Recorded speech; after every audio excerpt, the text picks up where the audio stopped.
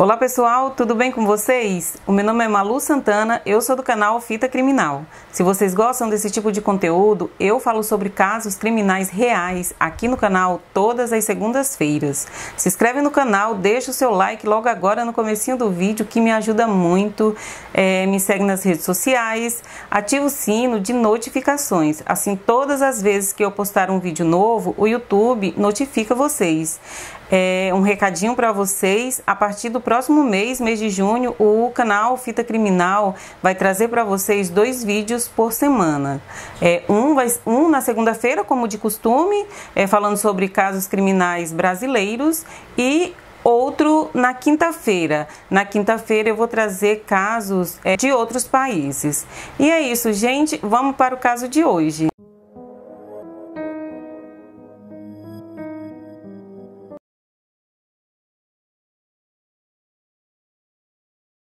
Hoje aconteceu na cidade de Belém, onde André Barbosa tirou a vida de 3 adolescentes de 14 anos de forma fria e cruel. Vamos entender um pouco mais sobre esse caso. Sem mais demora, vamos ao caso de hoje. Ícaro, vinheta. O bairro Guamá é o bairro mais populoso da cidade de Belém, com uma população de 94.610 mil habitantes, segundo dados do IBGE. No dia 16 de dezembro de 2006, é encontrado uma ossada em uma mata próxima ao bairro Guamá. Depois de exames realizados, descobriram que essa ossada era de um adolescente de 14 anos, por nome José Raimundo Oliveira, mais conhecido como Zezinho. O adolescente saiu da casa da sua mãe adotiva, dizendo que iria até uma lan house, no mesmo bairro em que morava, no bairro Guamá, e que logo voltaria. José Raimundo desapareceu, deixando sua mãe adotiva e a sua mãe biológica totalmente desesperadas com o sumiço do adolescente. Segundo relatos de parentes e conhecidos, a mãe biológica do Zezinho chegou a ser internada por não suportar tamanha dor pelo desaparecimento do filho. O corpo do garoto foi encontrado em estado avançado de decomposição e estava sem a genitália. Depois ficou comprovado que o órgão havia sido removido por um gargalo de uma garrafa. Na época em que o corpo do Zezinho foi encontrado, a polícia não conseguiu localizar os familiares dele. Então, o adolescente foi enterrado como indigente. Em menos de um mês, um outro corpo é encontrado na mesma mata, no dia 11 de janeiro de 2007. O corpo era de Adriano Nogueira Martins, de também 14 anos. O corpo do adolescente foi encontrado um dia depois do seu desaparecimento. O corpo do adolescente foi encontrado seminu, com sinais de violência, e ele foi estrangulado com um fio de nylon. Segundo relatos de familiares, o Adriano saiu de casa para ir até a oficina do seu tio, que ficava no mesmo bairro. Chegando no local, ele não encontrou seu tio lá. Então ele resolveu ir até uma lan house que era muito frequentada por todos os adolescentes daquele bairro, do bairro Guamá. Lembrando que essa lan house também era frequentada pela primeira vítima, e nessa lan house foi o lugar que o Adriano foi visto pela última vez com vida. No dia 18 de janeiro de 2007, um homem conhecido como Camilo Barbosa foi preso, tentando extorquir a família da primeira vítima. O homem falou para a família do Zezinho que era um policial e cobrou R$ 2.500 para dar informações sobre o paradeiro do adolescente, sendo que o garoto já havia sido encontrado e já havia sido até sepultado. Só que a família do Zezinho não sabia que o corpo do garoto já havia sido encontrado. Eles ainda tinham o Zezinho como desaparecido, mas logo a polícia investigou o caso do policial que apareceu dizendo ter informações sobre o garoto, o falso policial, e a família do Zezinho então ficou sabendo que o corpo do garoto havia sido encontrado. No dia 22 de março de 2007, um outro corpo é encontrado na mata. Era o corpo de Juan Sacramento, também de 14 anos. Segundo relatos da família, o Juan faria 15 anos no dia 2 de abril. O Juan, ele desapareceu no horário da manhã, do mesmo dia em que o corpo dele foi encontrado. A família relata que o garoto estava brincando na rua com alguns amigos quando de repente ele desapareceu. A família de imediato não se preocupou, achou que ele tinha ido para a casa de algum coleguinha um pouco mais distante.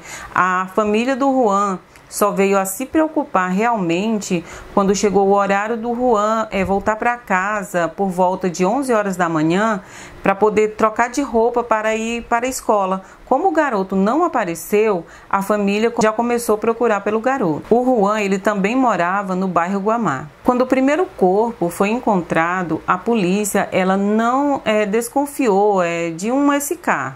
Só depois do segundo corpo encontrado, a polícia ela começou a desconfiar que havia um assassino em série atuando naquela região. Segundo a polícia, todos os corpos foram encontrados de bruços e todos estavam seminus e com sinais de violência, sexo, e os chinelos de ambas as vítimas estavam todos posicionados do lado dos corpos. Para os investigadores que cuidavam do caso na época, esses detalhes era uma assinatura de um SK. Então foi estabelecida uma verdadeira força-tarefa para descobrir quem era o SK que estava atuando naquela região. 3 delegados de 3 delegacias diferentes começaram uma investigação mais específica. Eles estavam sob o comando do delegado Paulo Tamer. É lógico que, como em todo caso, eles iriam encontrar muitas dificuldades para solucionar o caso, por conta de muitas pistas falsas que apareciam a todo momento. Então foi chamado também para ajudar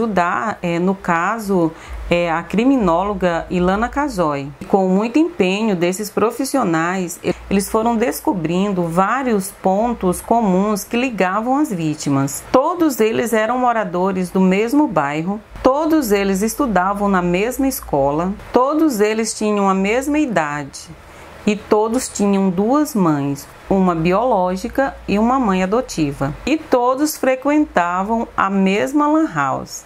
Então a polícia ela começa a investigação. Se todos frequentavam a mesma lan house, se estudavam na mesma escola, a polícia começou a investigar esses lugares. A polícia ela deu várias palestras, principalmente na escola onde os 3 garotos estudavam. Nessa palestra que a polícia fez na escola Ruth e Rosita, a polícia alertava os alunos, os adolescentes, sobre o que estava acontecendo e para que eles não falassem com estranhos e eles ficassem sob alerta. Qualquer coisa que parecesse suspeito. E é lógico que a polícia não falou tudo que sabia. Algumas coisas, eles ocultaram para não deixar aqueles adolescentes ainda mais apavorados. Então a polícia vai até a lan house para colher informações sobre as crianças que andavam na lan house, sobre as pessoas que frequentavam aquele lugar. Então a polícia descobre na lan house que todas as vezes que algum adolescente estava acessando, do lado do adolescente havia sempre um homem chamado André. Como eu já falei, a polícia ela não falava tudo que sabia. A polícia estava receosa, com medo do SK atacar novamente. Segundo relatos de algumas pessoas que estavam na lan house, eles falavam que a terceira vítima sempre ficava falando que ele não seria pego pelo SK, que os outros 2 garotos haviam sido muito descuidados, que com ele jamais aconteceria isso, que ele ia saber se defender. Mal sabia ele que teria o mesmo fim que os outros. A polícia ela faz uma primeira investigação na lan house e depois ela vai novamente até essa lan house e nomes começam a aparecer. E novamente o nome André aparece. A polícia então começa a perguntar como que era esse André e todos relatavam que ele era um homem muito gentil, sempre comprava salgadinho para os adolescentes, muitas vezes pagava até hora na lan house para que eles pudessem jogar um pouco mais. Então, como naquele bairro não se tinha muita coisa para fazer, a diversão dos adolescentes era ir até essa lan house para jogarem, acessarem. As crianças lá gostavam muito desse André, segundo relatos. Relatado também que ele até ensinava alguns a passar algumas fases de jogos, e ele era um homem conhecido por todos ali, e isso chamou a atenção da polícia, que começa a investigar o André, e eles descobrem que o seu nome é André Barbosa, que ele nasceu no Guarujá, em São Paulo, que ele era filho de pais desconhecidos e que foi adotado ainda com 3 meses de idade por um casal. Foi descoberto também que o André ele não tinha terminado o ensino médio, mas que ele havia servido às Forças Armadas e também havia trabalhado durante algum tempo como feirante. Então, por conta do tipo de nó dado no fio de nylon que era usado para tirar a vida dos garotos, o André Barbosa ele entra na mira da polícia como principal suspeito. Segundo a polícia, aquele tipo de nó era usado muito por pessoas que já haviam servido o exército e por feirantes. Então ele se torna o principal suspeito da morte dos 3 adolescentes. Então, segundo a polícia, pelo fato do André conhecer aqueles garotos, de ter proximidade com eles, então seria fácil para o André convencer qualquer um daqueles adolescentes a ir para qualquer lugar com ele. Então, com as investigações em curso e os boatos das mortes dos adolescentes, que era algo que se comentava muito ali no bairro, o SK ele passou um tempo sem atacar. Porém, em fevereiro de 2008, ele volta a atacar. Dessa vez, um garoto de apenas 11 anos. Segundo relatos, o André abordou esse garoto na lan house e perguntou para ele se ele não gostaria de ganhar um dinheiro, se ele não gostaria de olhar sua bicicleta enquanto ele ia até o banco para sacar um dinheiro. Ele ofereceu R$10 para o garoto pelo serviço e o garoto aceitou. Então o garoto ele sobe na garupa da bicicleta do André e eles vão em direção ao banco. Só que durante o trajeto o homem mudou o caminho e o garoto, muito esperto, percebeu. Eles iam pela estrada da Ceasa. Então logo que o homem mudou a rota, mudou o caminho, o garoto perguntou logo para ele, né? Porque ele havia desviado do caminho, mudado o caminho e estava indo em direção à mata. Ele então responde para o garoto que era porque precisava urinar. Só que o garoto muito desconfiado, falou para ele que não iria com ele. O André então fala para o garoto que ele não precisa ficar com medo, que para assegurar que ele está falando a verdade, ele iria deixar o seu celular com o garoto, iria deixar o garoto segurando o seu celular para gerar uma certa segurança para o garoto. Mas mesmo assim, o garoto, muito desconfiado, disse que não iria com ele. Então, nesse momento, o homem pula em cima do garoto e começa a agredi-lo. Só que em meio à luta dos dois, o garoto ele consegue se libertar do André e foge, sai gritando, pedindo socorro. E o celular que ele estava segurando, ele acaba jogando na mata. O garoto, então, ele consegue chegar até umas casas que havia ali próximo e é socorrido. Então, um homem liga para a polícia e relata tudo o que aconteceu. Então, quando a polícia chega até o local, até onde a criança estava, o garoto de 11 anos, o menino fala para a polícia tudo o que havia acontecido e fala sobre o celular que ele estava segurando. Então, ele fala para a polícia que havia arremessado o celular na mata. Então, a polícia ela não perde tempo, ela vai até o local onde o menino falou, na esperança de encontrar o celular. E quando chega no local, eles vasculham tudo procurando por esse celular e eles acabam encontrando o celular. E logo que eles pegam o celular, na tela do celular havia um nome, o nome André. E que esses celulares mais antigos, eles tinham mesmo essa opção de você colocar o seu nome na tela. E no caso, eles encontraram o nome do André na tela do celular. Então, por conta da morte dos 3 adolescentes, né, e por todos frequentarem a mesma lan house, o dono da Lan House ele resolveu instalar câmeras de segurança. E essas câmeras elas acabaram registrando o momento em que o André se aproxima do garoto de 11 anos e o momento em que os dois saem. O menino sai na garupa de sua bicicleta. E imagens dessas câmeras foram cedidas para a polícia. Então, para a polícia não havia mais dúvidas. O SK, que havia tirado a vida dos 3 adolescentes naquele bairro, era o André Barbosa. Então a polícia ela se dirige até a casa do André Barbosa e fica na espreita, porque eles não tinham um mandado. Então logo que receberam o documento, eles entraram na casa e prenderam o André Barbosa. Em um podcast que eu assisti com a escritora e criminóloga Ilana Casoy, que ajudou no caso do SK da Ceasa, nesse podcast ela relata que a polícia, quando chegou na casa do André Barbosa, ela queria ter mais provas. Então ela relata que a polícia entrou até o quarto, e levantou o colchão da cama que o André dormia. E embaixo do colchão havia vários cadastros com o mesmo tipo de nó, que seria usado para as próximas vítimas. Os cadastros eles já estavam lá com os nós feitos, esperando só o André ter a oportunidade de encontrar as próximas vítimas, mas felizmente ele foi preso antes disso. Então o André ele é levado para a delegacia e na delegacia o delegado começa a interrogá-lo e pergunta para o André como que ele fez para convencer os garotos e ir até a mata com ele. Então o André relata que ele era conhecido dos garotos, ele não era uma pessoa estranha para eles e que ele estava sempre na Lan House e que sempre que podia pagava hora para eles. Então esses garotos não se sentiam ameaçados por ele. Ele relatou que fazia parte do convívio de muitos ali, que de alguns ele até frequentava a casa, era amigo dos pais, então era fácil ele convencer. E o modo operandi era o mesmo, ele sempre oferecia dinheiro para esses garotos olhar a bicicleta dele. Então ele ia com esses garotos, quando chegava em um certo ponto, ele mudava a rota e adentrava a mata.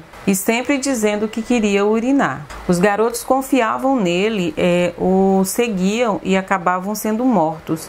E depois de mortos, o André abusava dos corpos desses garotos. Então ele relatou que depois que fazia isso com os garotos, ele ia para casa e dormia. Então, quando os familiares daqueles garotos descobriram que o SK responsável por tirar a vida de seus filhos era o André Barbosa, eles não queriam acreditar. Alguns relataram que quando era descoberto o desaparecimento dos garotos, o André ele era o primeiro a aparecer prontamente para ajudar. Sempre estava ali com os familiares, abraçava e muitas vezes até chorava junto com eles. Então era uma pessoa que estava fora de qualquer suspeita. Aquelas pessoas jamais iriam desconfiar dele. No dia 16 de dezembro de 2008, o André Barbosa é considerado culpado e é condenado a 106 anos de prisão pelos crimes de homicídio triplamente qualificado, ocultação de cadáver e atentado violento ao pudor. Ele ficaria preso no Centro de Recuperação Coqueiro.